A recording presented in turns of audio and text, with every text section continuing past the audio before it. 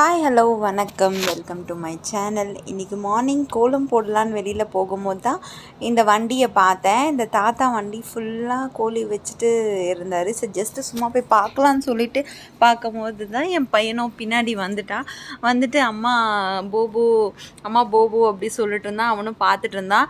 அவன் பார்த்துட்டு கேட்க ஆரம்பிச்சோன்னே எங்கள் அம்மாவுக்கு சரி நம்ம கோழி வாங்கிடலான்னு சொல்லிட்டு எங்கள் அம்மா வாங்க ஆரம்பிச்சிட்டாங்க. ஏன்னா நம்ம குழந்தைங்க கேட்குறது நம்ம செய்கிறது தானே நம்மளோட கடமை. அதனால எங்கள் அம்மா எல்லாமே வாங்கிட்டாங்க. ஃபைனலாக கோழி வாங்கிட்டோம். அவன் அதை பார்த்தோன்னே பயப்படுவான்னு நினச்சான். பார்த்தா ஜாலியாக கையில் பிடிச்சிட்டு முத்த வச்சுட்டு ரொம்ப சிரிச்சிட்டு இருந்தான். அவன் சுத்தமாக பயப்படவே இல்லை. அப்புறம் எடுத்துகிட்டு போய் கூடையில் போட்டாலுமே அவன் அதை விடலை.